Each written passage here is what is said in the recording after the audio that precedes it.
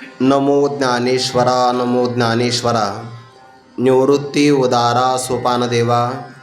मुक्ताबाई नमो त्रिभुवन पावनी। आद्यत्रय जननी देवांची जयांचे केलिया स्मरण। होय सकळ विद्यांचे अधिकरण। तेचे वंदू श्रीचरण श्री गुरूंचे ते नमस्कारोनी आता। सर्वभूतस्थमात्मानं सर्वभूतानि चात्मनि ईक्षते योगयुक्तात्मा सर्वत्र समदर्शनः। यो मां पश्यति सर्वत्र सर्वं च मयि पश्यति तस्याहं न प्रणश्यामि स च मे न प्रणश्यति।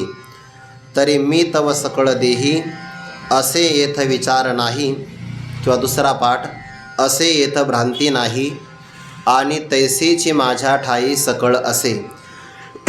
कैवल्य साम्राज्य चक्रवर्ती विश्वमौली ज्ञानोबाराय सकल ब्रह्मनिष्ठ गुरुजनांच्या परमकृपेने श्री भगवती ज्ञानेश्वरीच्या षष्ठम अध्यायाचा विचार आपण क्रमशः करत आहोत। योगी पुरुषाला ज्या सुखाचा लाभ होतो त्या लाभाचा प्रकार भगवंताने 28व्या श्लोकामध्ये प्रतिपादन केला। युंजन एवं सदात्मानं योगी विगत कलमशः सुखेन ब्रह्मसंस्पर्शम अत्यंतम सुखमश्नुते। जो सदैव आपलं अंतकरण परमात्म स्वरूपाशी जोडून ठेवणार आहे त्याला म्हणतात सदात्मानं युंजन। ज्याने कायम आपलं अंतकरण परमात्म स्वरूपाच्या चिंतनामध्ये एकरूपतेमध्ये समाविष्ट केलेलं आहे। याचा अर्थ ज्याच्या अंतकरणाची वृत्ती शरीराला अहम भावाने आणि जगताला जगभावाने विषय करत नाही, म्हणजे तो देहात तादात्म्यावरही येत नाही आणि जगताच्या आकर्षणामध्ये सुद्धा आकृष्ट होत नाही। ज्याच्या मनामध्ये सर्व प्रकारचे कल्मश पापालाच कल्मश असं म्हणतात, किंवा त्याला अधर्म आदी दोष असं म्हणतात। हे सगळे प्रकारचे कल्मश ज्याच्या अंतकरणातून निघून गेलेले आहे याला योग्यता म्हणतात। बरं, विगत कल्मशः सदात्मानं आत्मानं युंजन एव। अशा प्रकारे जो जोडतो आहे आपल्या अंतकरणाच्या वृत्तीला सुखेन ब्रह्मसंस्पर्शम अत्यंतम सुखम अश्नुते। ब्रह्म तादात्म्याशी एकरूप झाल्यामुळे ज्या सुखाला कोणताही अंत लागत नाही त्या अशा अंतरहित किंवा परिच्छेदरहित सुखाचा तो लाभ घेतो आहे। व्यवहारामध्ये पाहिलं किंवा आपल्या जीवनातली अपेक्षा पाहिली तर यच्च यावत मानव मात्राला हीच अपेक्षा आहे की मला सर्व कालात सर्व देशात सर्व वस्तूच्या संबंधाने सुखाचा लाभ व्हावा। जे सुख आपल्याला मिळतं त्या सुखाचा कधी अंत होऊ नये ही सर्वांची अंतकरणातली भूमिका आहे। आणि मग ज्याच्या त्याच्या बुद्धीनुसार ज्याला त्याला जी कल्पना योग्य वाटते त्यानुसार तो सुखाचा प्राप्तीचा प्रयत्नही करतो।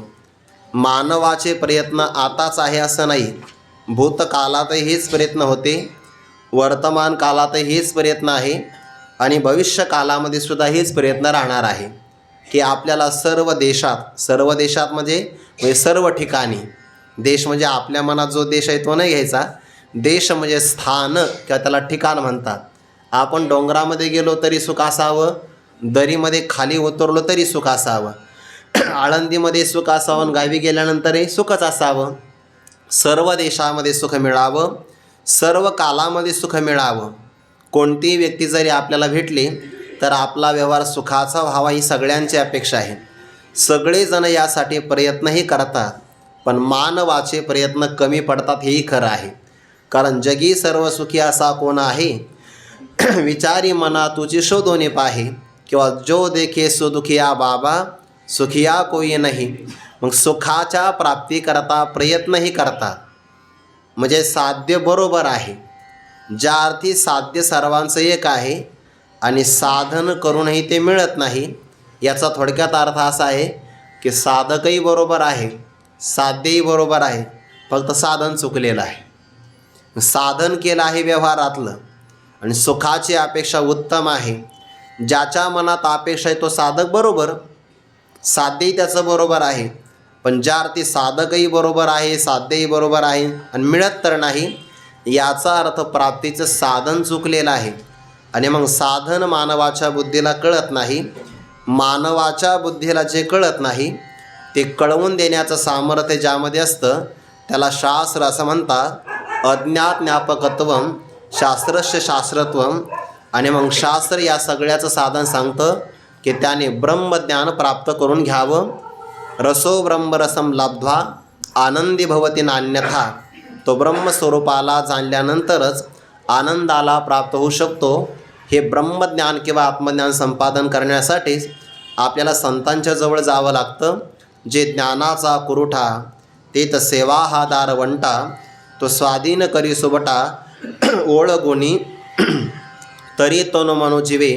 चरणांशी लागावे आणि अगर्वता करावे दास्य सकळ. जीवाला विषयाच्या संबंधाने थोडाफार आनंद मिळतो, नाही असं नाही, पण त्या आनंदामध्ये दुःख फार आहे. ते कायम आपण दृष्टांत पाहतो की नाही. म्हणजे एका व्यक्तीच्या पाठीमागे जंगलात गेल्यामुळे वाघ लागला. तो वाघ आपल्याला खाऊ नये म्हणून प्रचंड वेगाने पळतो आहे. वेगामध्ये त्याच्या लक्षात आलं नाही की आपण विहिरीत पडतो आहे. ती विहीर काटेरी कुंपणाने झाकलेली आहे. विहिरीत पडणार तर विहीर कोरडी, त्याच्यामध्ये खाली विषारी भुजंग नाग बसलेला आहे. पाठीमागे वाघ, जमिनी त्या विहिरीच्या तळाशी बसलेला आहे नाग. आणि त्या सहज लक्षात आलं. आता हात हलवता हलवता पारंबीला हात लागला. त्या वडाच्या पारंबीच्या वरच्या भागाला मोहोळ बसलेला आहे. पारंबी हल्ल्यामुळे ते मोहोळ उठलं, त्याचा चावा घेऊ लागलं. अशा प्रसंगात त्याच्या नाकावर एक मधाचा थेंब पडला आणि तोही त्याने जिभेचा शेंडा लांबवून तो चाखण्याचा प्रयत्न केला. तो म्हणतो, वा नाही या आनंदाशी जोडा. या आनंदासारखा आनंद जगात दुसरा कोणता नाही. आनंद नाही का आहे, पण खाली नागाची भीती आहे.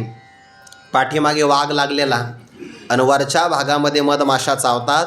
इतक्या प्रचंड दुःखाने जे आवृत्त सुख आहे त्याला विचारी माणसं सुख म्हणायला तयार नाही. म्हणून विषयाच्या प्राप्तीमध्ये सुख मिळतं जीवाला, हा सुद्धा एक भ्रमातला अनुवाद आहे. एही संस्पर्श जा भोगा दुःख येऊ नये एवते. आद्यंतवंत कोणते यनतेश्वरमते बुधाहा. शहाणी माणसं त्यामध्ये रममान होत नाही. पण योगी पुरुषाला जे सुख मिळतं त्या सुखाकरता भगवंताने शब्द वापरला ब्रह्मसंस्पर्शम. जे ब्रह्मस्वरूपाच्या ठिकाणी सुख आहे, ज्या सुखाला देशाचा कालाचा कोणताही परिच्छेद लागत नाही, अशा अंतरहित ब्रह्मस्वरूपांतर्गत असणाऱ्या सुखाचा हा योगी पुरुष लाभ घेतो. आणि भगवंताने हा सगळा प्रकार सांगितल्यानंतर ज्ञानोबराय म्हणता, ज्याने ईश्वराची आराधना केलेली आहे, ईश्वर प्रणिधानाद्वा या मार्गाने जो या साध्यापर्यंत आला, त्याच्या जीवनामध्ये विघ्न कोणते येत नाही. नाहीतर मनोमार्गे गेला जर झालं तर त्याला प्रतिबंध फार मोठे येतात. भक्तिशास्त्रामध्ये भगवत प्राप्तीकरता एक 2 प्रकारचे न्याय सांगितले आहे. एक आहे मर्कट शिशुन्याय आणि काही मार्जार शिशुन्याय. असे 2 न्याय म्हणजे उदाहरणं आलेले आहेत. उदाहरणामध्ये उदाहरण असं सांगितले गुरुजनांनी की दोघा पशूंना ते अपत्य प्राप्त होतं.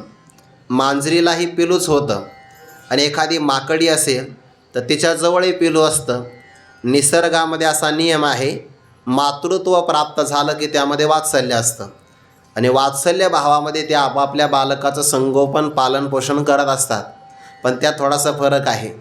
जेव्हा ती माकडी एका झाडावरून दुसऱ्या झाडावर उड्या मारते तर तेव्हा त्या पिलाची जबाबदारी असते की त्याने आईच्या पोटाला घट्ट आवळलं पाहिजे, घट्ट मिठी मारली पाहिजे.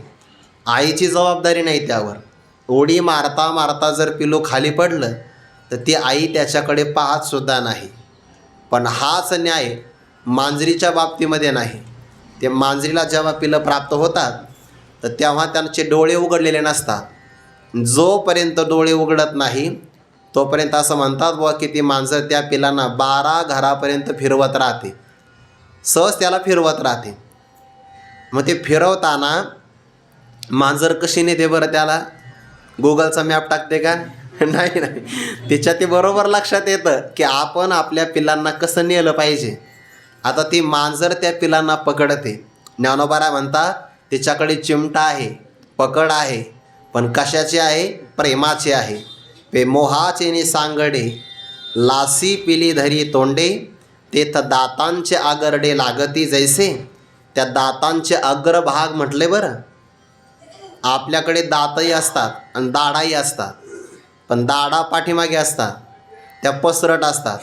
आणि दात मात्र तीक्ष्ण असतात. घास तोडण्याचं काम दात करतात आणि चावण्याचं काम पाठीमागच्या दाढी करतात. ईश्वराची योजना आहे बघा ती. त्यांनी योजनासुद्धा अशी सुंदर केली आहे. दातांचा भाग पुढं ठेवला आणि दाढी पाठीमागं ठेवल्या. त्याच्यातही पुन्हा 2-3 प्रकार आहे. अक्कल दाढ म्हणतात, थोडी उशिरा येते. ते असावी लागते बरं. ही काही ना लवकर येते, काही ना उशिरा येते, पण ते यावी लागते मात्र, एवढं खरं आहे. ईश्वराच्या सृष्टीमध्ये ते येते, फक्त काळ वेळ त्याचा थोडा वेगळा आहे. त्या मांजरीकडं पण दाताच आहे आणि ते दातांनी आपल्या पिलाची मान धरते बघा, मानेला धरते. आता त्याची मऊ त्वचा, त्याला डोळ्याने काही दिसत नाही. आणि मांजर दातांनी जेव्हा पिलांना धरते, ते दात तेच असतात कोणते, की जे अगोदरच्या दिवशी उंदराचं ऑपरेशन करतात. म्हणजे जी मांजर ज्या दाताने उंदरांना फाडते, तीच मांजर आपल्या त्या दाताने पिलांच्या कोवळ्या मानेला पकडते. पण तेव्हा त्या पिलांना इजा होत नाही. काय निरीक्षण ज्ञानोबरायांचं? कुठं पाहिलं असेल काय माहिती. मग पाण्याची काय गरज आहे, त्यांना ज्ञानीच आहेत ते. मोहाच येणे सांगडे, लासी म्हणजे मांजर, लासी पिली धरी तोंडे, तिथं दातांचे आगरडे लागते जैसे. हे 2 प्रकारचे उदाहरणं सांगितले. तसं परमार्थ मार्गात 2 मार्ग आहे, 2 प्रकार आहे भगवत प्राप्तीचे. काही जण स्वतःच्या बळाने भगवत प्राप्ती करून घेतात आणि काही जण मांजरीच्या पिलाप्रमाणे सगळा भार देवावर समर्पित करतात.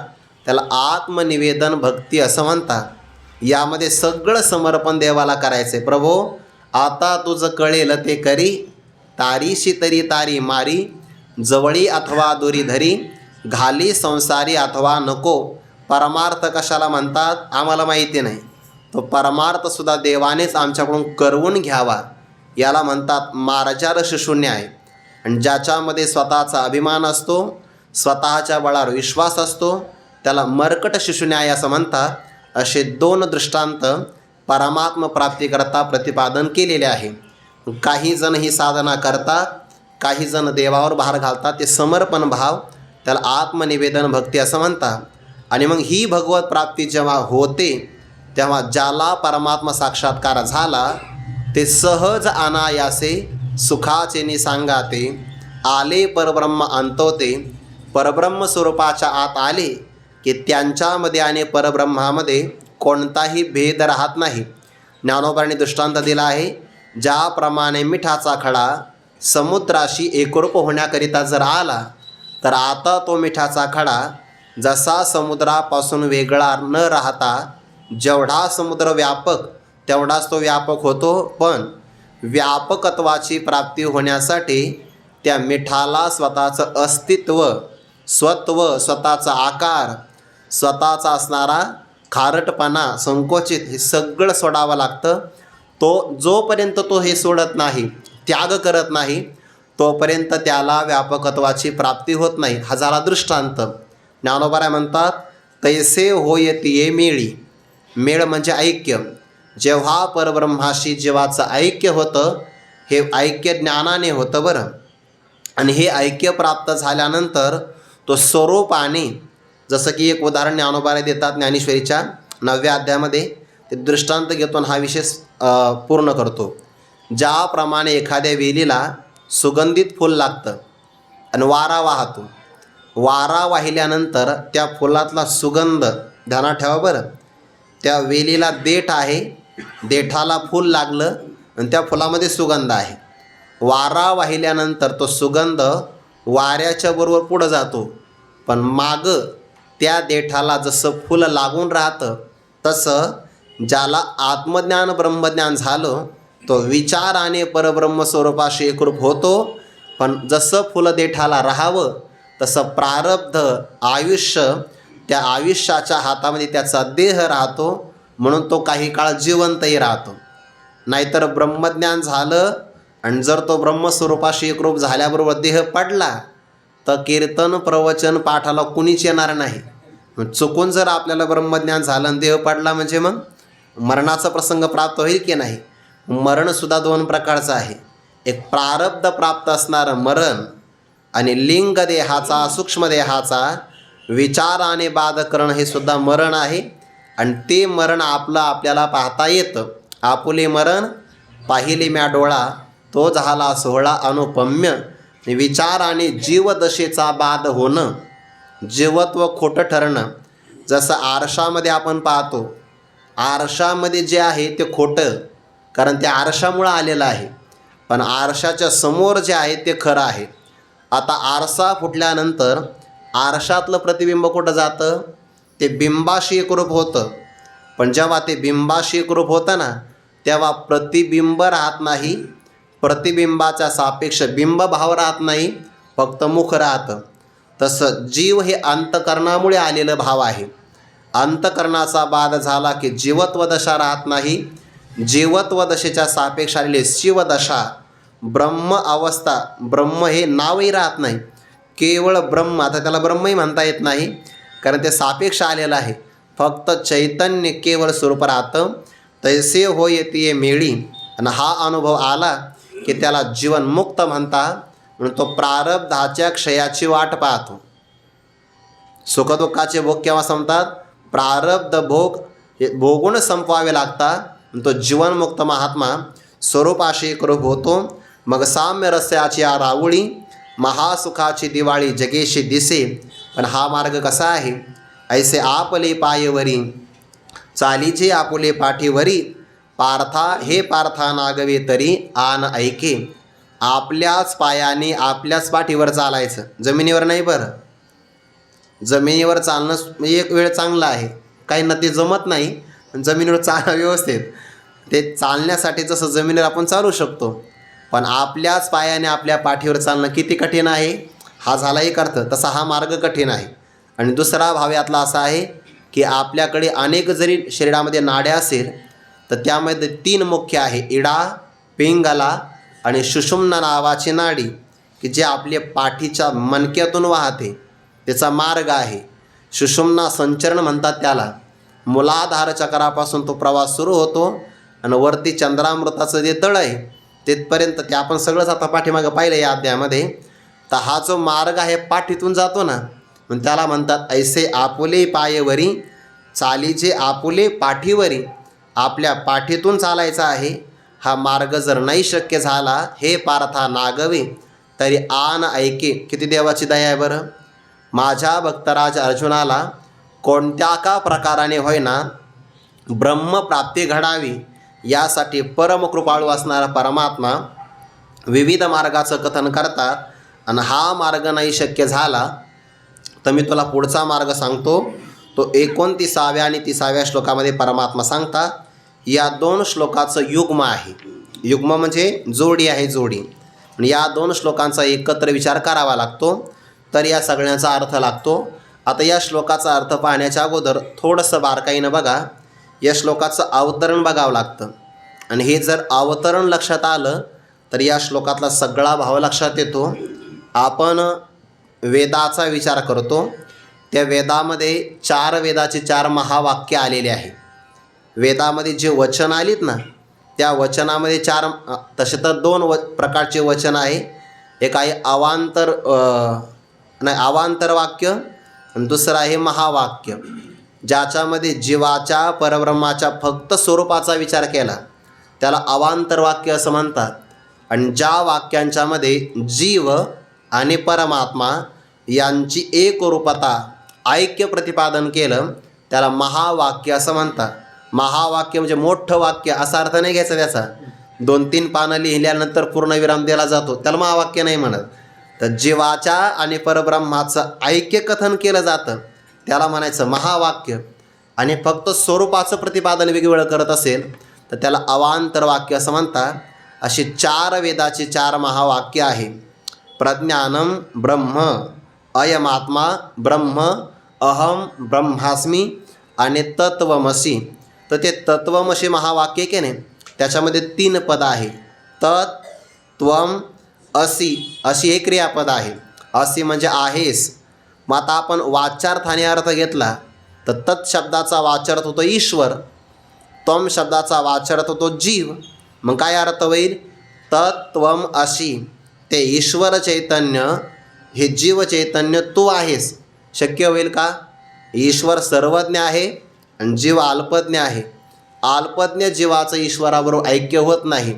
म्हणून जेव्हा वाचार्थाने ऐक्य होत नाही तेव्हा लक्षार्थाने ऐक्य बघावं लागतं. मग तत्पदाचं लक्ष आहे ब्रह्मचैतन्य आणि त्वम पदाचा लक्षार्थ आहे कूटस्थ चैतन्य. या कूटस्थ चैतन्याचा आणि ब्रह्मचैतन्याच्या लक्षणाचा विचार केला तर सच्चिदानंद रूपत्व दोन्हीकडे समान आहे. आणि मग लक्षण समान जर आलं तर लक्षण साम्यात एकत्व सिद्धी ही घडत असते. त्याचं ऐक्य घडावं लागतं. ते ऐक्य वाचार्थामध्ये होत नाही. नाहीतर मग भगवंताने गोवर्धन पर्वत उचलला, आपल्याला कोणी उचलत नाही. ईश्वराबरोबर आपलं ऐक्य होईल कसं? किंवा वराह अवतारामध्ये देवाने स्वतःच्या दाढेमध्ये पृथ्वी उचलली, आपल्याला कोणीसुद्धा उचलू शकत नाही. म्हणून देवाचं आणि आपलं वाचार्थामध्ये ऐक्य होऊ शकत नाही, पण लक्षार्थामध्ये मात्र ऐक्य होऊ शकतं. पण देवाचे माया उपाधी बाजूला टाका आणि जीवाचे अविद्या उपाधी बाजूला टाका. उपाधी बाजूला केल्यानंतर जीव स्वरूपामध्ये लक्षार्थाने राहतं कूटस्थ चैतन्य. माया उपाधी बाजूला केली तर ईश्वराच्या स्वरूपात लक्षार्थाने राहतं ब्रह्मचैतन्य. ते ब्रह्मचैतन्य आणि जीवचैतन्य स्वरूपात हा एकच आहे. आपण कायमच उदाहरण पाहतो. समोरची आपल्याला पोकळी दिसते ना, अथांग पोकळी, त्या पोकळीला आपण महाकाश म्हणतो. आकाशाला मोठा असल्यामुळे महाकाश म्हणतात. आता त्याच पोकळीला या मठाची उपाधी लागली की त्याला आपण मठाकाश म्हणतो. घट नावाची उपाधी लागली की घटामध्ये पण पोकळी आहेच ना, त्याला आपण घटाकाश म्हणतो. मग घटाकाश हे नाव कोणामुळे आले? घट या उपाधीमुळे. इथे पण पोकळी रिकामी जागा आहेच ना, पण याला मठाकाश का म्हणतात? मठामुळं. घट आणि मठ सोडून दिला की जे मोकळी पोकळी आहे त्याला महाकाश म्हणतात. मग महाकाशच आहे सगळीकडे, फक्त घटाचा आणि मठाचा उपाधी लागल्यामुळे नाव संकोचित आले. तसं अविद्या उपाधी लागली की त्याला जीव म्हणायचं आणि माया उपाधी लागली की ईश्वर म्हणायचं. आणि उपाधी बाजूला केल्या की जसं नुसतं आकाश आकाश राहावं तसं केवळ चैतन्यच राहतं. आणि त्या व्यापक चैतन्याशी ऐक्य जीवाचं लक्षार्थामध्ये होतं, वाचार्थामध्ये होत नाही. म्हणून संत वाङ्मयाचा जेव्हा आपण अभ्यास करतो तेव्हा तुका म्हणे कैची केव कोठे जीव निराळा, असं जेव्हा पद आलं आपल्यासमोर तेव्हा जीवपदाचा जीव असा अर्थ न घेता जीवपदाने साक्षी, त्वमपद लक्ष, कूटस्थ, संवित असे सगळे शब्द तिथं घ्यावे लागतात. आता या श्लोकाचा अवतरणासाठी हा विचार केला. बरं, जसं तत्वमशी महावाक्यामध्ये तत्, त्वम आणि अशी पदाने ऐक्य प्रतिपादन केलं, त्या तत्पदाचा आणि त्वम पदाचा विचारच या दोन श्लोकामध्ये आलेला आहे. त्या त्वम पदामध्ये जीवात्मा प्रतिपादन केला जातो आणि तत्पदामध्ये ईश्वराच्या स्वरूपाचा विचार प्रतिपादन केला जातो.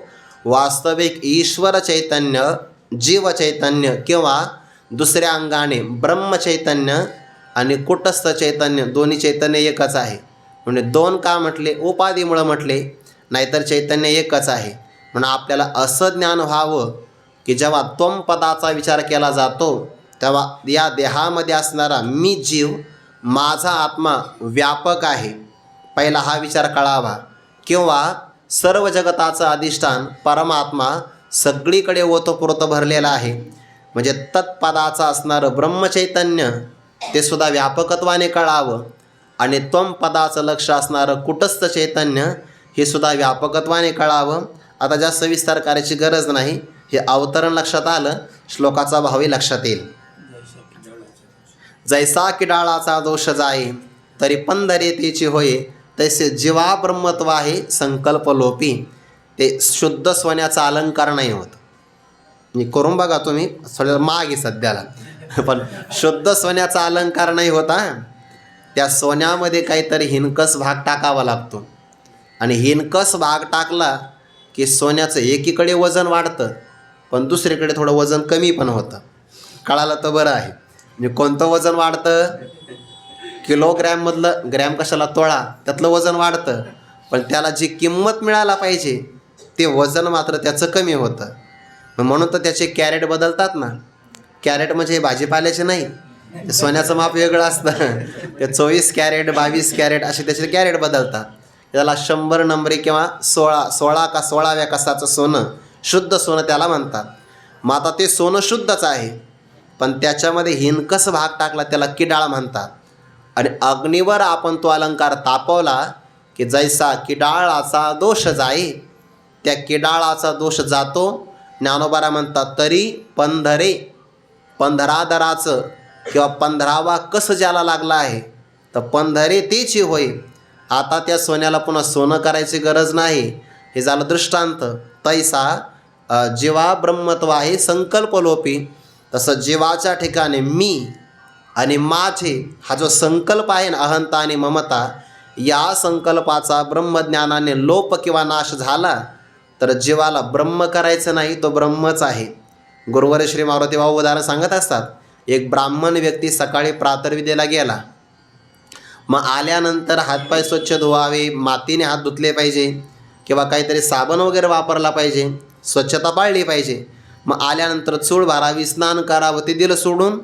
कानामध्ये जाणवं तसंच आहे, चटाई टाकली, बसला वज्रासनामध्ये. मग आता ज्याला गायत्री मंत्र येतात त्याने दुसरेच मंत्र सुरू केले. ते कोणते असतात ते मला येत नाही, ते आपण काही सांगायचे नाही. मग आता ते चटाई टाकून वज्रासनात बसला आणि झालं त्याचं सुरू. बाकीच्या लोकांच्या लक्षात आलं ब्राह्मण आहे हा, आणि याने दुसरेच मंत्र सुरुवात केले. याचा अर्थ याच्या अंगामध्ये भूत संचार झालेला आहे. मग त्या भूतामध्ये पण प्रकार असतात बरं, त्यांच्यामध्ये पण वर्गवारी. काही भूत वर्गवारी त्याच्यामध्ये. काही भूतांना कोळशावर तुपाचं थेंब टाकलं आणि त्याचा वास आला, सोडून देतात ते. काहीला शिळ्या भाकरी लागतात, काहीला आणखीन काही लागतं. पण काही भूतं फार हुशार असतात. विद्वानाचं भूत लागलं ना, ज्ञानोबांनी म्हटलंय विद्वत्तेचे संचरे भूतांगी, तर ते भूत सहसा बाहेर निघत नाही. त्या भूताला उतरविण्याकरता मांत्रिक आला तर ते मांत्रिकाचा मंत्र चुकला असं मांत्रिकाला सांगतात. तुझा मंत्र चुकला, संत माझ्याकडून घे. इतके ते हुशार होत असतात, ते सहसा निघत नाही. यथा यक्ष हा तथा बली. मग तो मांत्रिक विचार करतो याला भूत लागलं दुसरं. आता ते भूत काढल्यानंतर त्याला परत ब्राह्मण करायचं आहे का? नाही, तो मूळचाच ब्राह्मण होता, फक्त त्याला भूत लागलं होतं. तसं जीव मूळचाच ब्रह्म आहे, फक्त देहात आल्यामुळे स्वतःला. आणि ही ओळखसुद्धा आपली ना जन्मल्यानंतर आणि मृत्यूपर्यंतच असते. जसं आपण या देहामध्ये जन्माला आल्यानंतर मागच्या जन्माची ओळख विसरलो का नाही विसरलो, आपल्याला आठवत नाही. मागच्या देहामध्ये सुद्धा आपलं काहीतरी नाव असेलच की नाही, मागच्या देहामध्ये कोणीतरी नातेवाईक असतीलच ना आपले. मग या जन्मामध्ये आल्यानंतर जसे आपण एका क्षणामध्ये त्या देहाचं नाव, त्या देहाचे संबंधी सगळे सोडले की नाही, तसं इथूनही सोडावीच लागणार आहे. मग इथली आपली जी ओळख आहे, जी आपण कमवलेली आहे, मृत्यूच्या एका क्षणामध्ये सगळं सोडावं लागणार आहे. भगवंताची काय मोठी दया आहे, एका क्षणात सगळं सोडावं, एका क्षणामध्ये, आणि कळतही नाही. हे सोडतो की नाही तादात्म्य आपण. जीव हा ब्रह्मस्वरूप आहे आणि त्याने आगंतुक हे सगळं कमवलं, मी आणि माझं, हे सुटलं की तो ब्रह्मस्वरूपाचा आहे. तैसा देहा अहंकार नाथीला, हा समूळ जयाचा नाशिला. काही ज्ञानोबांचा शब्द आहे, तोच परमात्मा संचला आधीचे आहे, तो अगोदरचाच परमात्मा आहे. ते आता उदाहरण सांगतो, लक्षात येईल. रज्जू असते की नाही, ते कायमचं उदाहरण आहे. आता काय करावं त्याला, रज्जू म्हणजे दोरी. आता त्या दोरीवर आपल्याला काय होतं, मंद अंधकारामध्ये सर्पाचा भ्रम होतो. आणि जेव्हा कंदिलाच्या माध्यमातून प्रकाशाने आपल्याला दोरी रूपाने ज्ञान होतं, तेव्हा सर्प निवृत्त होतो. आता मला सांगा, सर्प कधी आहे? सर्प भासण्याच्या अगोदर सर्प आहे का? नाही. ज्ञान झाल्यानंतर सर्प आहे का? मधल्याच काळात सर्प आहे. जे मधल्या काळात म्हणजे एका काळात असतं आणि 2 काळात नसतं, ते खोटं असतं. हा देह जन्माच्या अगोदर आहे का? मृत्यूच्या नंतर मधल्या काळात आहे, म्हणूनच खोटा आहे. म्हणजे आपली जी ओळख आपण आता कमवली ही खोटी आहे. मग अगोदर काय आहे? अगोदर पण दोरीच आहे. त्या प्रकाशातून ज्ञान झालं त्याच्यानंतरही दोरीच आहे, आणि सर्प भासला तेव्हासुद्धा दोरीच आहे. तसा जीव देहोत्पत्तीच्या पूर्वीसुद्धा ब्रह्मच आहे. देहाचा नाश झाल्यानंतर ब्रह्म आहे स्वरूपाने, आणि जेव्हा देहाला मी म्हणतो तेव्हासुद्धा म्हणजे ब्रह्मरूपत्व हे अखंड आहे, फक्त भ्रमामुळे कळत नाही. आणि भ्रमनिवृत्ती करता सगळी साधना करावी लागते. तैसा देह अहंकार नाथीला, नसलेला अहंकार देहाचा, हा समूळ जयाचा नाशिला तोच परमात्मा संचाला आधीच आहे, असं पाठात का होईना आपल्याला वाटलं पाहिजे की खरं आहे हे कधी ना कधी हेच करणार आहे ना. आपल्याला याच विचाराने आपल्याला मुक्त व्हायचं आहे. पाठात जरी ह्या धारणा आपल्या दृढ झाल्या की हे बरोबर आहे बरं का, हे असंच आहे, घरी जाऊन फक्त याचं मनन करायचं, तादात्म्य कधी ना कधी तरी सुटणारच आहे ना. जसं सर्पाने आपल्या अंगावरची त्वचा सोडली की तो त्याच्याशी पुन्हा लिप्त होत नाही, तसं विचाराने एकदा देहाचं तादात्म्य सुटलं की पुन्हा तो दुःखाला प्राप्त होत नाही. जावं तर याच मार्गाने लागणार आहे. मग ते आज जायचं किंवा मग कालांतराने जायचं, ते या पर्याय नाही दुसरा. तम एव विदित्वा अतिमृत्युमेती नान्यहा पंथा विद्यते अयनाय. मोक्षाला दुसरा मार्ग नाही. 100 रुपये कसे तरी द्यावेच लागणार आहे. मग ते कांदे खाऊन, मिरच्या खाऊन किंवा मग जोड्याचे फटके खाऊन असे देण्यापेक्षा सरळ 100 रुपये दिलेले बरेच की नाही. तसं या विचारानेच ब्रह्मप्राप्तीला जायचं आहे. हाच विचार करावा लागेल. आता बराच विचार झाला, यावर श्लोकावर यावं लागेल ना आपल्याला. तुम्ही म्हणा आज काय तयारी करून आले, श्लोक सांगावा लागेल. सर्वभूतस्थं आत्मानं सर्वभूतानि च आत्मनि ईक्षते योगयुक्तात्मा सर्वत्र समदर्शनः यो मां पश्यति सर्वत्र यः मां पश्यति सर्वत्र सर्वं च मयि पश्यति तस्य अहं न प्रणश्यामि स च मे न प्रणश्यति. खूप गोड श्लोक आहे बरं हे दोन्ही पण. इतके गोड आहे की आपल्या नित्य वाचनामध्ये श्लोक असावे, हा विचार असावा. पदापदाचा अर्थ बघूया आपण. योगयुक्तात्मा 29व्या श्लोकाचा अर्थ आहे. पहिल्यांदा पदच्छेद पाहिला, आता अन्वय बघा. योगयुक्तात्मा, आत्मा म्हणजे अंतकरण, युक्त म्हणजे जोडलेला, ज्याचं आत्मा म्हणजे अंतकरण. बरं, आत्मा शब्दाचे कधी कधी स्वरूप असा एक अर्थ होतो जीवात्मा, आणि कधी कधी अंतकरण असा पण अर्थ होतो. प्रस्तुत श्लोकामध्ये आत्मा शब्दाचा स्वरूप, आत्मा स्वरूप असा अर्थ नाही घ्यायचा, अंतकरण असा अर्थ घ्यायचा, ज्याचं अंतकरण जोडलेलं आहे. पण कशाशी? योगयुक्त आत्मा, जीव आणि परमात्मा यांचा संबंध घालून देणारा जो काही साधना पद्धतीचा मार्ग, त्याला योग म्हणतात, त्याला ऐक्य म्हणतात. आणि या योगाची ज्याचं अंतकरण जोडलेलं आहे. त्यानंतर सर्वत्र समदर्शन, सर्व ठिकाणी, स्थावर असो किंवा जंगम असो, सजीव असो किंवा निर्जीव असो, सगळ्या पदार्थामध्ये जो दर्शन करतो, दर्शन म्हणजे पाहणं. पण कशाला पाहतो? विषमतेला नाही पाहत, सम पाहतो. आणि सम हा शब्द ब्रह्मपदाचा वाचक आहे. सम शब्द आला जे सर्वत्र सदा सम, जेथ आणू नाही विषम, किंवा समोहम सर्वभूतेषु समम सर्वेषु भूतेषु असे गीतेमध्ये पद आलेले आहे. तर सम पदाचा अर्थ होतो ब्रह्म, कारण ते सगळीकडे समान रूपाने भरलेलं आहे. सर्वत्र, सर्व ठिकाणी जो सम असणाऱ्या ब्रह्मस्वरूपाला पाहतो. आणि योग साधनेशी ज्याचं अंतकरण जोडलेलं आहे किंवा ज्याचं अंतकरण अत्यंत प्रसन्न आहे, ईक्षते, तो पाहतो. काय पाहतो? सर्वभूतस्थं आत्मानं च आत्मनि सर्वभूतानि ईक्षते. आता पूर्वपदामध्ये जो आत्मा शब्द आला ना, तो स्वरूप अर्थाने घ्यायचा आहे. सर्वभूतस्थं, सर्वभूतांच्या ठिकाणी, स्थ म्हणजे राहणारा, सर्वभूतांच्या ठिकाणी राहणाऱ्या स्वम आत्मानं ईक्षते, स्वतःच्या आत्म्याला पाहतो. किती व्यापकत्व आहे त्याची, ही एकता आहे बरं. म्हणजे सर्व प्राणीमात्रांच्या ठिकाणी जो आपल्या स्वरूपाला, आपल्या आत्मस्वरूपाला पाहतो, आणि आत्मनी, आपल्या आत्मस्वरूपाच्या ठिकाणी सर्वभूतानि ईक्षते, सगळ्या प्राणीमात्राला पाहतो. याला ओतप्रोत चिंतन म्हणतात. थोडक्यामध्ये काय? सगळ्या प्राणीमात्रांच्यामध्ये माझाच आत्मा आहे असं पाहायचं, किंवा माझ्या आत्म्यामध्ये सगळे प्राणीमात्र कल्पित रूपाने राहतात आणि मी त्यांचं अधिष्ठान आहे अशा रूपाने तो पाहतो. हा झाला त्वम पदाचा अर्थ. पुढचा श्लोक बघा. यह माम, इथं माम शब्द जो आला ना, तो आता ईश्वरवाचक आहे. हे अर्जुना, जो कोणी माम सर्वत्र पश्यती, वासुदेव असणाऱ्या सर्वात्मा मला, पहिल्या श्लोकामध्ये जो साधक आहे ना, तो आपल्या आत्म्याला व्यापकत्वाने पाहतो. आणि दुसऱ्या श्लोकामध्ये तो वासुदेव परमात्म्याला व्यापकत्वाने पाहतो.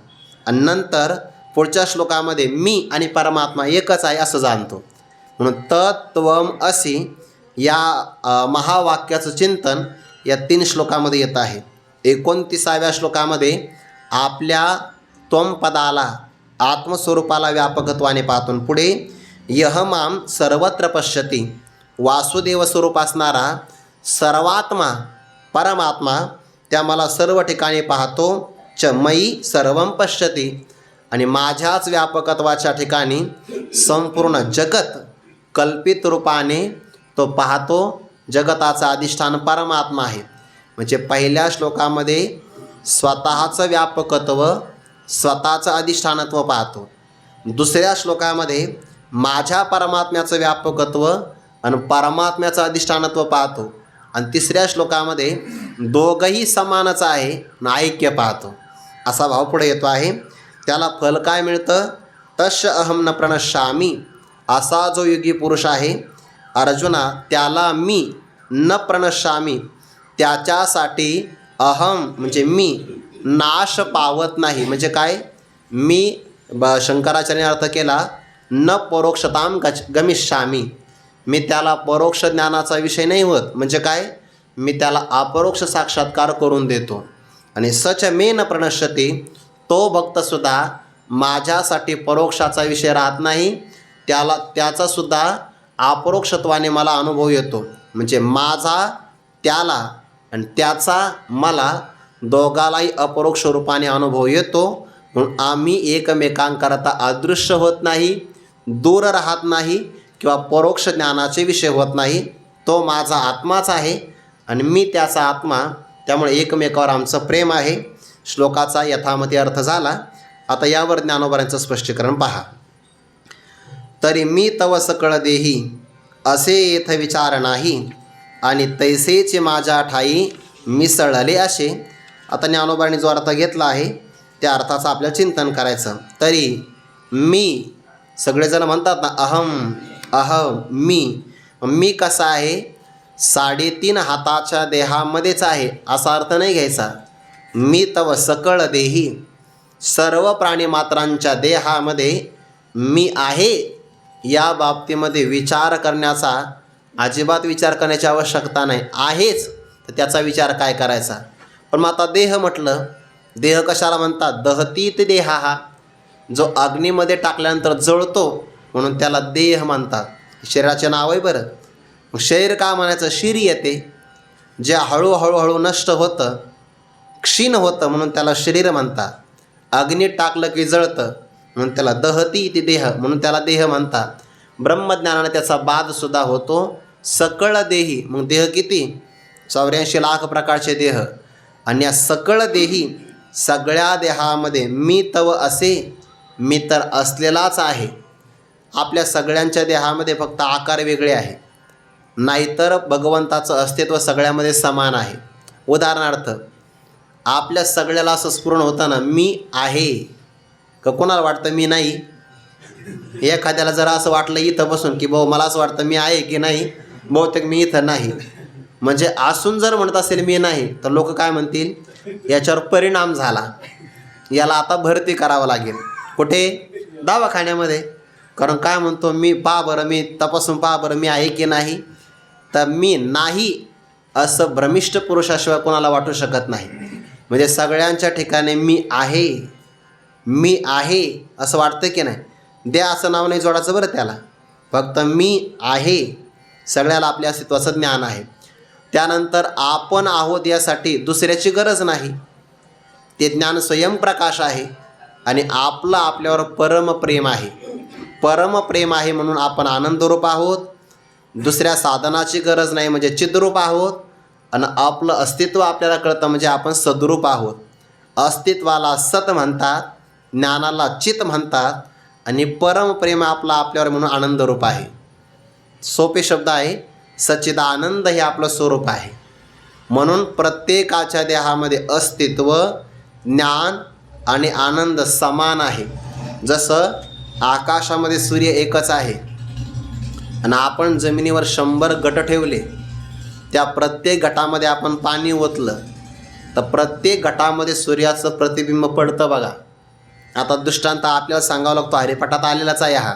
सर्वा गटी राम देहादेही एक सूर्यप्रकाशक सहस्ररश्मी. हजारो किरणांनी सूर्य प्रकाशित होतो. मग काय होईल? जमिनीवर 50 मडके घट ठेवले, त्याच्यामध्ये पाणी ओतलं, सगळ्यामध्ये सूर्याचं प्रतिबिंब आहे. प्रतिबिंब अनेक आहे, पण त्यामुळे सूर्य काही अनेक होत नाही. सूर्य जसा एकच राहतो, फक्त प्रतिबिंब वेगवेगळे आहे. मग काही घट लहान असतात आणि काही मोठाले डेरे असतात. मग आता हे प्रतिबिंबाचे आकार नाही आहे, हे आकार त्या बाहेरच्या डेऱ्याचे आहे, मातीचे आहे. तसं 84 लाख देहाचा विचार केला तर बाहेरच्या डेऱ्याचे आकार आहे ते सगळे. नाहीतर जीवरूपाने विचार केला, आत्मरूपाने, तर सर्वामध्ये चैतन्य आत्मा एकच आहे. फक्त सर्वांच्या हृदयदेशी मी अमुक आहे ऐसी, जे बुद्धिस्फुरी हरणिशी ते वस्तुगामी. बुद्धी म्हणजे ज्ञान, जे कायमचं ज्ञान स्फुरत की नाही, मी अशा रूपाने ते मी हे स्फुरण, आणि त्या स्फुरणाचं लक्ष मुंगे आणि राव. हा मासारखाची जीव आकार भेगला आहे. मुंगीचा आकार लहान आहे, राजाचा आकार मोठा आहे, की मुंगीपासून ब्रह्मदेवापर्यंत हे सगळे डेरेच आहेत. मग काही डेरे मातीचे लहान आहेत, काही मोठे आहेत, पण त्यामध्ये असणारं चैतन्य हे मात्र एक आहे.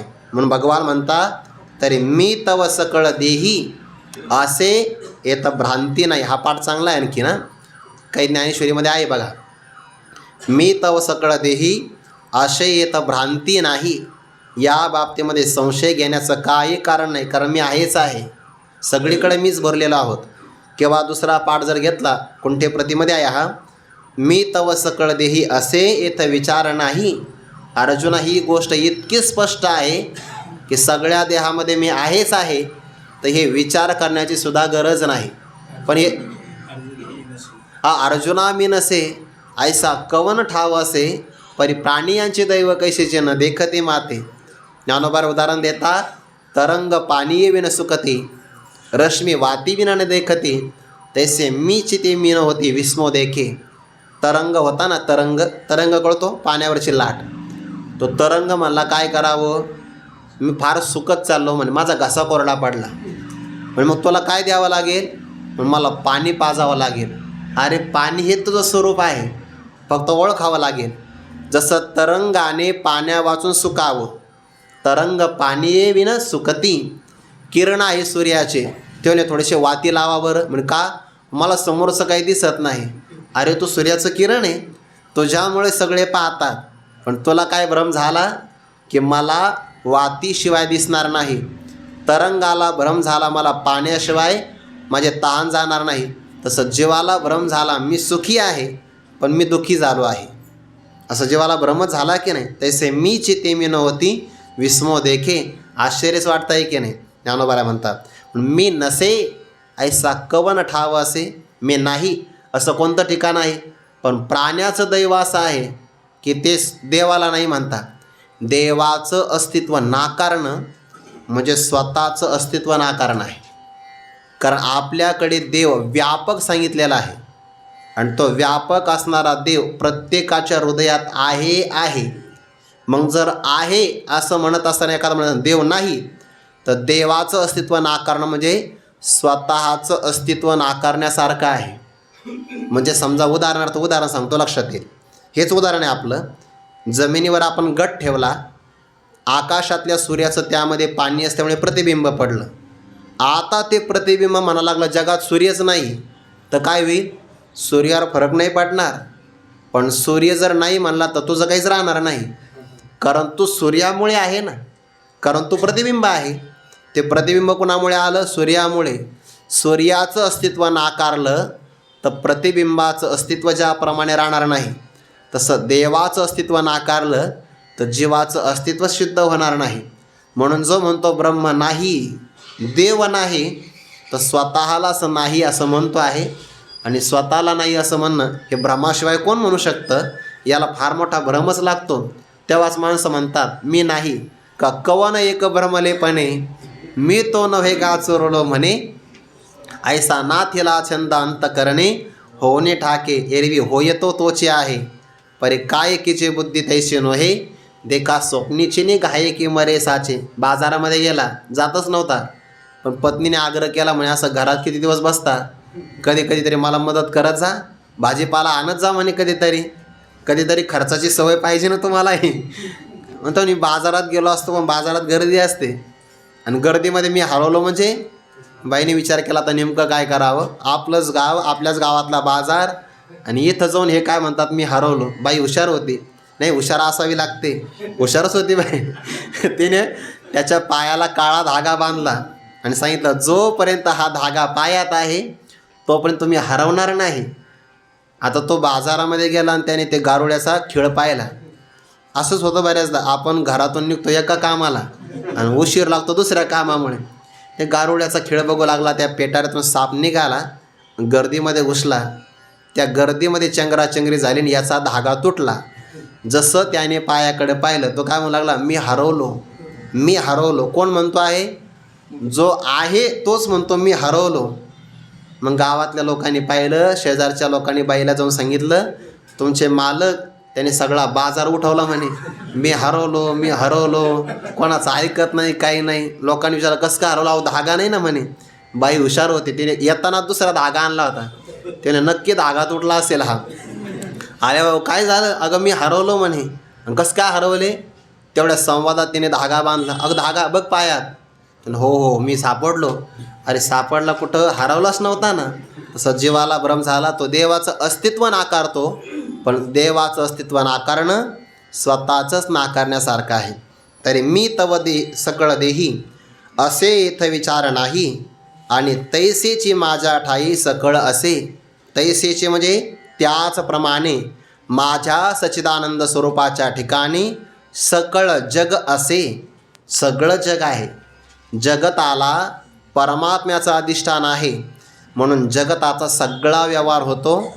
ते उदाहरण तेच आहे, रज्जूवर सर्प असतो ना, पण स्वतंत्र नसतो. रज्जूवर सर्प कुठपर्यंत राहतो, जर त्याला रज्जूचं अधिष्ठान असेल तरच राहतो, नाहीतर जर रज्जू नसेल म्हणजे दोरी नसेल तर असा निरधिष्ठान भ्रम कधीच होत नाही. नाही म्हणे रस्त्यात मला असा साप दिसला, असा नसतो दिसत, आणि दिसला तर मग तो खरा असतो, दोरीवरचा नसतो. मग तिथं रज्जूच्या ज्ञानाने सर्पाची निवृत्ती अशी प्रक्रियाने सांगावं लागत, ते शस्त्र वापरावं लागतं. म्हणजे जसं सर्प भासण्याकरता अधिष्ठान असणारी दोरी खरी असावी लागते, तसं जगताचं अस्तित्व वाचण्यासाठी अधिष्ठान परब्रह्म सत्यरूपाने असावं लागतं. तैसेची माझ्या ठाई सकळ असे. भगवान म्हणता, हे ऐसेची संचले परस्परे मिसळले, बुद्धी घेपे येतुले होवावे गा. या दोन ओव्याचा एकत्र विचार आहे. अर्जुना, हे ऐसेची संचले म्हणजे भरलेलं आहे. काय भरलेलं आहे, सगळ्या जगताच्या प्राणीमात्राच्या देहामध्ये मी व्यापक आहे, आणि माझ्या असणाऱ्या स्वरूपावर मीच एक सर्वा, या जगा जन्म पांडवा, आणि मजची पासून आगवा निर्वाह यांचा, कल्लोळ माळा अनेका तया आश्रय तरंगा. जीवनही तळंगाचं उदाहरण दिलं आहे. किंवा ब्रह्मादी सर्वाभूता, तुमची ती ओवी असते 9व्या अध्यायामध्ये काय स्थावरा ब्रह्मादी सर्वभूता अशेषाही प्राणी जाता. म्हणजे मी सगळीकडे ओतप्रोत भरलेलो आहे, सगळीकडे मी कुठं नाही. मग ते पाहतो कोण, हे ऐसेची संचले म्हणजे भरलेलं, स्थिरावलेलं आहे. परस्परे मिसळले, परस्परामध्ये मिसळलेला आहे. म्हणजे काय, सगळ्या प्राणीमात्रामध्ये मी आहे, आणि माझ्या अधिष्ठानावर सगळं जगत भरलेलं आहे. असं हे परस्पर. आता ही सांगण्याची भूमिका आहे बरं, ही भूमिका थोडी लक्षात ठेवायची. अध्यारोपापवादाच्या भाषेमध्ये हे सांगायचं आहे, ईश्वराचं ब्रह्माचं व्यापकत्व कळालं पाहिजे. आणि मग व्यापकत्व कळालं की जे आगंतुक उपाधी भाग आहे तो जातच असतो. एरवी मी नसे ऐसे, काय वस्तू जात असे, पाहे पा कवन जळ रसे रहित आहे, पवन कवनात न शिवेची, आकाश केन समायेचे, हे असो एक मीची विश्वी आहे. असंच आहे ना. म्हणून भगवान म्हणतात, यार अर्जुना, मी नाही असं कोणतं ठिकाण आहे, कोणती अशी वस्तू आहे का जिथं मी नाही. सांग बरं, कोणतं पाणी असं आहे की ज्यात माधुर्य नाही? पाणी म्हटलं की त्यामध्ये माधुर्य आलंच. असा कोणता वारा आहे की जो स्पर्श करत नाही? पवन कवनातेन शिवेची, वारा सगळ्याला स्पर्श करतो. आणि आकाश कुठं सामावत नाही? तसा सगळ्या जगतामध्ये मीच तर आहे ना. आहे हेच देवाचं स्वरूप आहे. आहे म्हणजे अस्तित्व, आणि असणं याला सत म्हणतात. आता हा ध्वनिक्षेपक आहे, आहे की नाही? आहे. हा भ्रमणध्वनी आहे. पण ध्वनिक्षेपक आणि भ्रमणध्वनी दोन्ही बाजूला केले तर काय राहिलं? फक्त आहे. मग आहे कुठं नाही? अहो आहे सगळीकडंच आहे. पण तरी काही म्हणतात आहे नाही. असं आहे का? नाही. नाही सुद्धा आहेमुळे कळतं. हे कळलं ना?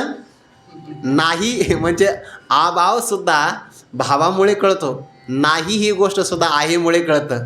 तर मग आहे नाही का? सगळीकडेच आहे. आहे म्हणजे अस्तित्व, अस्तित्व म्हणजे सद्रूपत्व. हे आत बाहेर मी आकोंदले वा, जग निखिल माझेची ओतले, की कैसे कर्मतया आड आले जे मीचे नाही म्हणती. जगाच्या आत बाहेर सगळीकडे कोंदून कोंदून मीच भरलेलो आहे. पण मीची गा पांडवा, या त्रिभुवनाशी ओलावा, सृष्टीक्षय प्रभवा मूळ ते मी. सगळ्याची तयारी झालेली आहे. या जगाचा जन्म, स्थिती, लय हे सगळं माझ्यावर आहे. पण प्राण्यांचं दैव कसं आहे? जे मीची नाही म्हणते, देवच नाही असं म्हणता. आणि त्याला विचारलं तू आहे का? मग मी तुमच्यासोबत बोलत नाही का? हा मी आहे ना. अरे मग तू आहे. जर तुझं अस्तित्व तुला मान्य आहे तर त्या आहे नावाच्या अस्तित्वालाच आम्ही ब्रह्म म्हणतो. एवढी आमची भूमिका आहे. तो ज्या देवाला नाही म्हणतो आणि स्वतःला मानतो आमचा दुराग्रह नाही. पण जर तो स्वतःला मानत असेल तर याचा अर्थ आहे की स्वतःचं अस्तित्व देह बाजूला काढून मानून बघ, तुला कळेल की तो ब्रह्मच आहे. किती आपली व्यापक संस्कृती आहे. देवाला नाकारणाऱ्याला सुद्धा आपण मानतो म्हणजे त्याचं अस्तित्व मानतो. कारण त्याचं देहाचं अस्तित्व खोटं आहे, स्वरूपाने मात्र विद्यमान आहे. हे ऐशीची संचले परस्परे मिसळले. पण भगवान म्हणतात बुद्धी घेपे येतुले हो आवेगा. बुद्धी घेपे म्हणजे हे बुद्धीच्या द्वारे घेतलं गेलं पाहिजे, मान्य झालं पाहिजे. आणि एवढी तरी बुद्धी आपली असली पाहिजे. शब्द तसाच आहे ना. बुद्धी घेपे येतुले हो आवेगा. येतुले म्हणजे एवढं तर मात्र आपल्याकडं असलं पाहिजे ज्ञान, किंवा एवढी तरी गोष्ट आपल्या बुद्धीने घेतली पाहिजे की सगळ्या जगतामध्ये परमात्मा आहे आणि परमात्म्याच्या अधिष्ठानावर हे सगळं जगत भासतं आहे. मग ही कोणती बुद्धी घेते? तामसी बुद्धी याला घेत नाही. राजसी बुद्धीला हे कळत नाही. याला सत्व गुणाने संपन्न असणारी शुद्ध बुद्धी असावी लागते. बुद्धी घेपे येतोले होवावे का? आणखीन याचा विचार आहे. त्याचा विचार आपण उद्या करू. पुंडली गौरधारी विठ्ठल श्री ज्ञानदेव तुकाराम मौली ज्ञानेश्वर महाराज की जय. जगद्गुरु तुकाराम महाराज की जय. सद्गुरु जोग महाराज की जय.